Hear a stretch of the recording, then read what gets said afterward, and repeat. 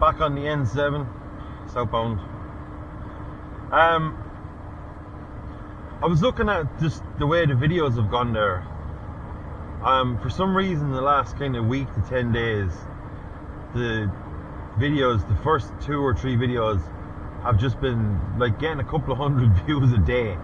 Actually, at one point it was getting, I think I got like 500 or 600 views in 24 hours, and I have no idea how or why or what's after happening, but I got a load of subscribers, a load of views, and a load of comments and stuff like that, and I don't know, I can't explain it, I don't know what's after happening. But anyways, I am going to be trying to make more videos and stuff, and I was trying to think last night about a topic for a video, and then I was thinking about stuff, and I realised that I'm just about to hit around about 1 year since I started driving trucks. Now, I actually got my license in November 2019, which is a couple of months right before the first pandemic happened. Fucking bastard. And what is this chap at? Is he going off? Is he staying on? Is he... That's my clutch squeaking, by the way.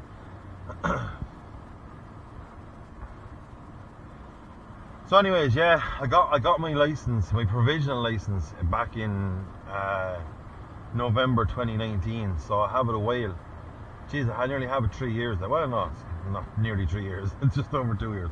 Anyways, I've only been driving trucks for a year, because it was just around the beginning of February last year that I started driving. Anyways, I was thinking about, what I've kind of learned over the last 12 months or so. I've worked for 3 places, but technically 4. In one of the other videos, I talked about working very briefly for a lad, and I started at 8 o'clock and I was home by 12:30. Because I never told him that I had no experience. I was like, oh yeah, I've been driving for a while, I said to him, which was a complete bullshit. And I ended up pulling one of the air tanks off the side. Anyways, that's in one of the other videos. So then I went to another place. Again, this is all 8-wheelers to tippers. And I drew out of a Roadstone with them. And I was with them for around about 2 or 3 months. I think maybe 2 months. And I learned a lot in those 2 months with them, just about driving and getting around and all that kind of stuff. But I'm talking about all the other kind of things, like what I learned about trying to find a job, what I learned about trying to keep a job, and what I learned about other different things. And again, I was trying to think about more things to talk about, but I suppose one of the first things is finding a job. And the way I found a job, my first one was, I was just talking to a friend of mine one day, a friend of mine named Carl, and he told me that there was this guy just outside Kilkenny who had tippers, and he's like, you should ask him and see. And so I just got his number and I rang him, and there was no answer, whatever, blah blah blah. So about 2 weeks later I rang him again and I asked him, and I was talking to him, and he's like, we might have something there, but not at the moment, I'll let you know. And a day later he rang me back and asked me would I go down and meet him. And I went down and meet him, and it said had a 08 Volvo FM 400 there, and so I drove that for a couple of months and I absolutely loved it. It was a manual, it was quick, a lot of torque in it, and I learned a lot about tipping and quarries and different kinds of sand and gravel and stuff like that in it. But then I left them and I went to another place, and I was with the second place for about 6 or 7 months. And there's a part of this that I was going to say about one of the things I want to talk about. I was with them the longest, and that's where I was driving the digger as well for a while. So yeah, about finding a job. It is kind of hard to find a job. Once you're over 25, it's a lot easier, because when you're under 25, they will struggle with getting insurance for you, and it'll be fairly high for them, and some people will do it. So, like, there is no real trick to finding a job, especially your first job. Your first job is going to be the hardest. Once you've gotten a few months of experience, it's a lot easier, you know. And even the worst part, again, is First of all, if you're going for your first job driving a lorry, tell them it's your first job driving a lorry. Don't bullshit them like I did, and then because after 5 minutes of driving, you're going to have a lad there beside you. Most places you'll do an assessment thing, even just for a couple of hours.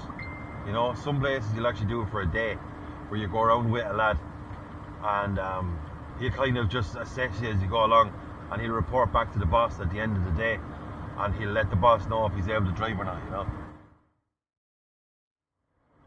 So all you can really do is just ring everywhere, and I kind of have a rule of thumb that I try and follow is I try to keep within about 30 to 40 minutes from where I live. There's no point driving an hour and a half or 2 hours to where you go to work. Now, some people probably do that, obviously, but then you drive an hour and a half to work. You're driving in work for anywhere up to 8 hours, and then you're an hour and a half home, and it's not really worth it, I don't think. So I try to keep it around 30 minutes or even less if possible. Where I am now is about 25 minutes, and it suits me just fine. Don't sound desperate, whatever you do. If you're ringing lads, don't be like, oh, I'll work for €50 a day and all this kind of shit, because they won't take you serious.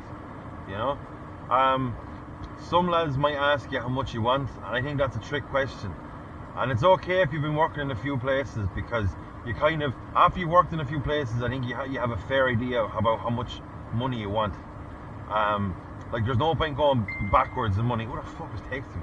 There's no point going backwards in money, So if you were in a place, let's say your first job was €120 a day, that's fine for the first couple of years or whatever, and but there's no point going on to a different place where they're offering you €100 a day, take home pay, unless you're absolutely desperate and your bills have to get paid, but don't do that. There's no point going backwards, but there's no point taking the piss either.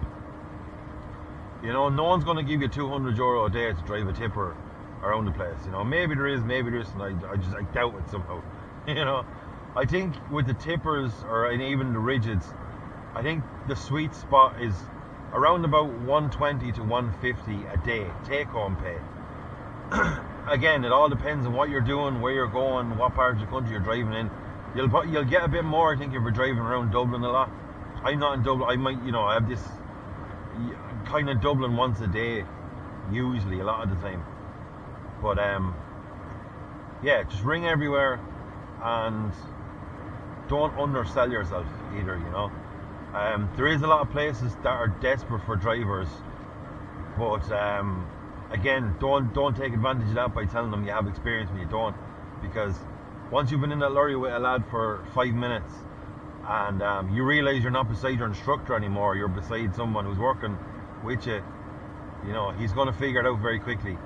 And every single lad I've done with an assessment with has been sound, so don't worry about that.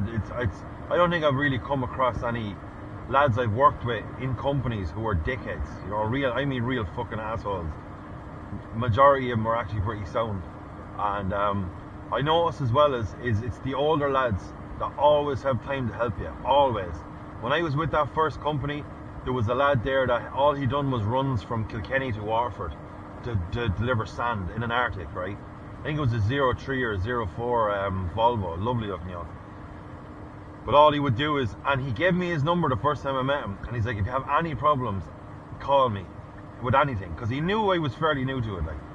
And fair play to him, if I was ever down kind of around the Waterford or even Wexford area, because when I was with drawing out roadstone, I drew a lot of lime. And whatever it is, lime used to always bring me down around Wexford and that. And if I ever did have a question about anything or any kind of concerns, I did ring him, and he was always helpful, always. So if you find one of them lads in the company you go to, and they give you your number and they say this kind of stuff, I think a lot of them will genuinely mean it. And he helped me out a fair bit now, fair play to him. And it's kind of the same everywhere I went. There's always that one lad or even a couple of lads that always have time to listen to you about problems or anything like that, and they're always willing to share wisdom or help, whatever you need.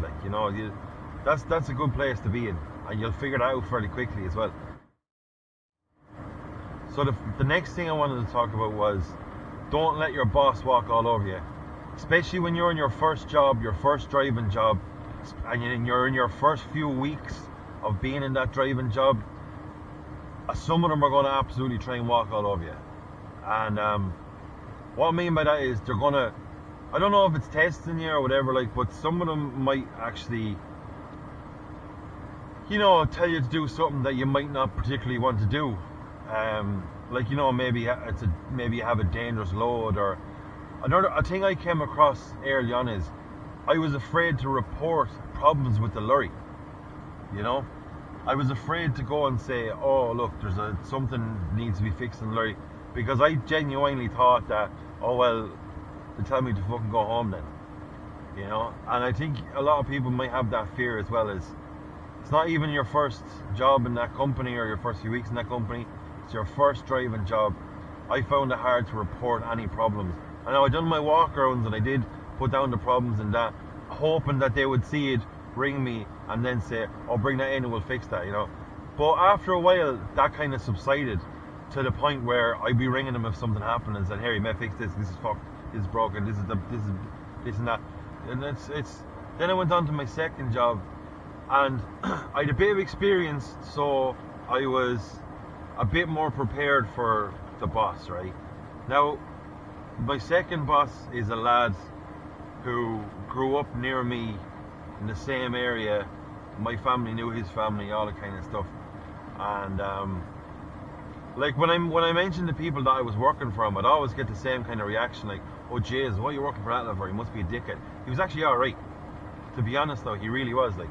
And I'd always get the same, even when I done my Arctic test, and your man was filling out my form, and he asked me who am I working for, and I said your man's name, and he stopped writing and looked up at me, and I was like, and I was in my head, I was like, here, keep writing there, keep filling out that fucking form there.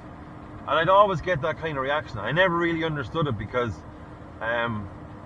he genuinely is not a bad lad to work for at all. You know, he really isn't, like. And the company was a good company. You know, it's just that when your boss starts giving out to you or starts mouthing at you, the best thing to do is, and I wouldn't take it from anyone anyways, but I just give it back as good as I get it. Do you know what I mean?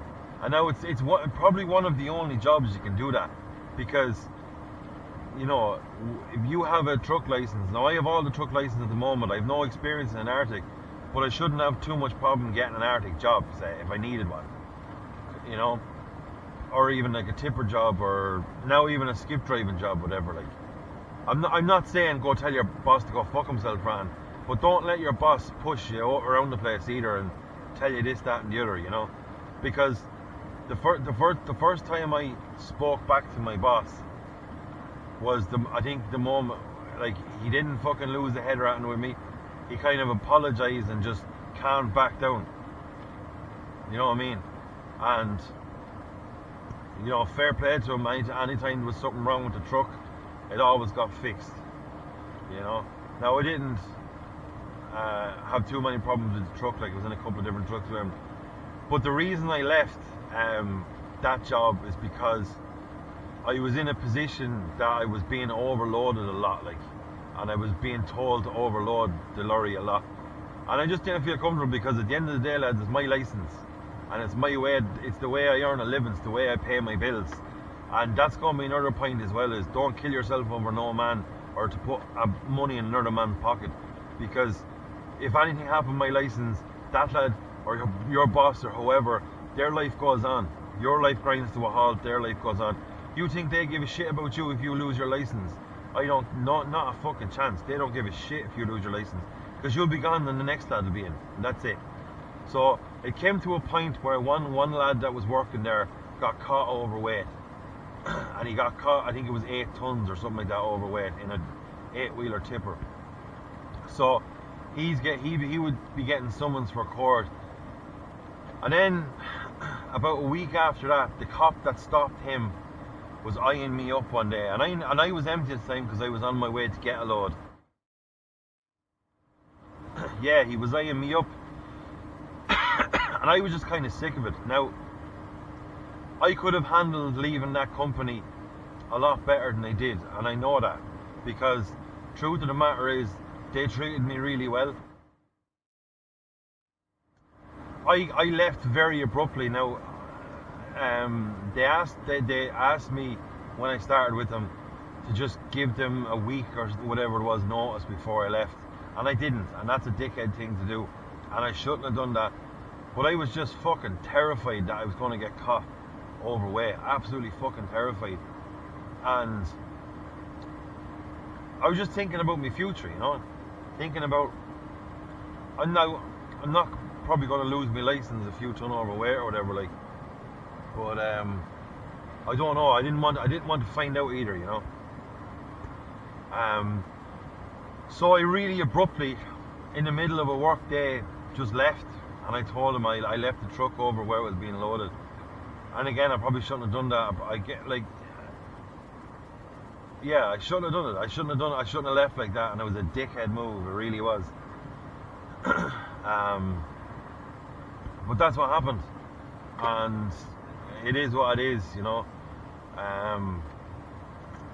So I suppose I left on bad terms with them.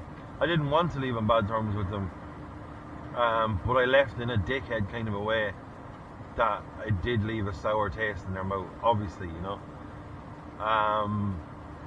But yeah, like when I when I was getting shit off the boss about something, I'd give shit back, and instantly it would stop, you know.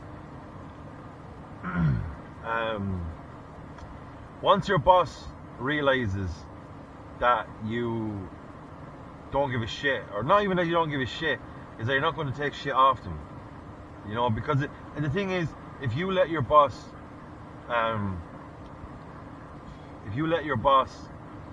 give you shit all the time, it'll never stop.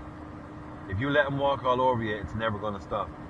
That's why you have to nip it at the bud very, very, very quickly, because it'll never stop, and they'll keep doing it. Again, like, lads, your boss is not your friend, and don't ever think he's going to be your fucking friend. You know what I mean? Because the second you fuck up or anything like that, and you're out the fucking door, you're not friends anymore. You might have a bit of banter, a bit of crack in the office, whatever, but they're not your fucking friend, and don't forget that either. Another thing I wanted to talk about as well is when I started driving lorries, I was terrified of Dublin. Terrified of going to Dublin in a lorry. I was in Dublin about 3 weeks ago, 3.5 weeks ago, or something like that, for the first time in a lorry. And it was the first time I'd actually been in Dublin in well over 10 years, I'd say. Because I just avoid Dublin like the plague. Now I actually kind of like Dublin, which is weird. But I was terrified of going to Dublin. And the first time I was going to Portmarnock, which I've mentioned probably 20 times before. And that's, you know, you go in M7 onto the N7 and then up the M50 northbound for probably a good, 15-20 minutes. So my first time in Dublin in a lorry, now it's not a big lorry, but it's still a lorry, was on the M50, and it was fucking terrifying. And the thing about the M50 is that, you know, people on the M50 drive like they just don't want to live. And I've seen lads on the inside here, or the outside, sorry, on the outside lane, realise that they're just at the fucking their turn off, and now they're trying to cut across 4 lanes of traffic. And lads, you know, a lot of you watching there have been on the M50. You know what the traffic's like on the M50, anywhere between kind of 8 and 10 o'clock in the morning. It's ridiculous. And they don't give a fuck. See them coming in off the off ramps and everything, straight on, like, into the fucking outside lane. Mental, absolutely fucking mental. In the city, it's actually not that bad. It's okay. Driving through the city, I was only in Fitzwilliam Square, or whatever the fuck it's called, this morning, and that was grand. It's a nice spot. It's a nice part of Dublin. Traffic was okay. The getting into the actual place was a bastard. It was really tight. And then I was on the way out, and I seen a fucking young lad on a scooter. Didn't have my camera on, unfortunately. But poor bastard fucking was going around the corner, and the scooter stood out from underneath him. I mean, like a Vespa kind of scooter.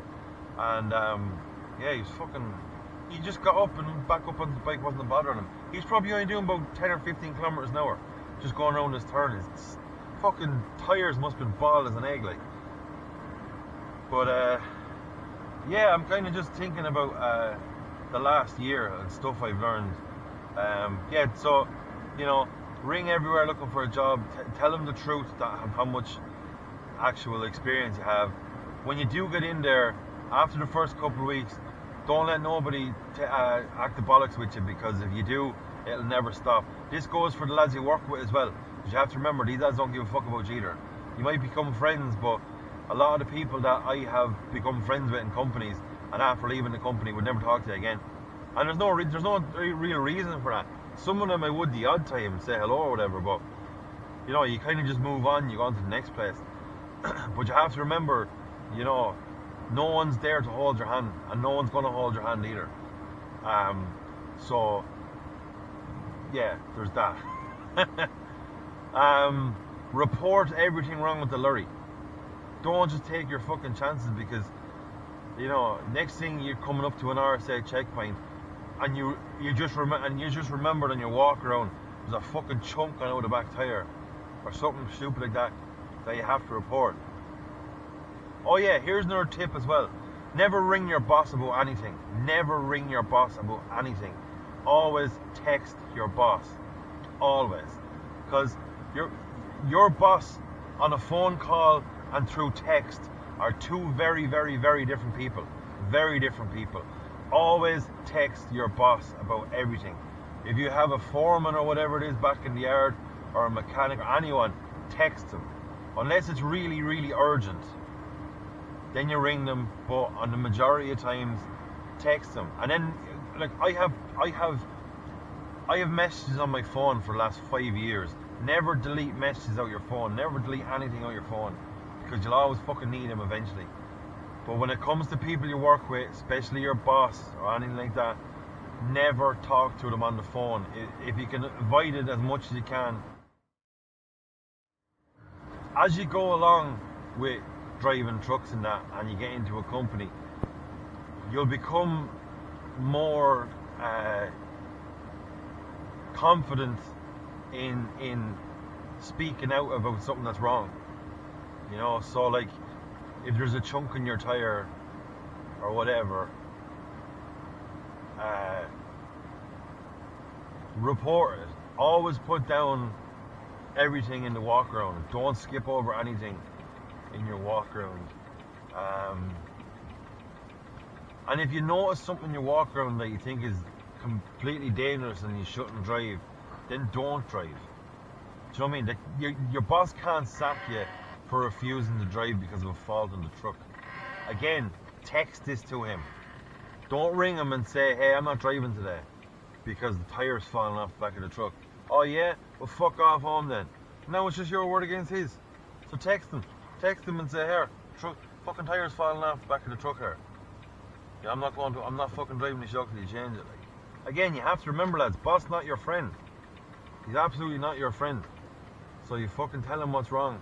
And he can't sack you, and if he sacks you for fucking following the law, so bring him to court. You go buy yourself a new e-scooter or some shit. Well, lads, I've been fucking talking now for ages.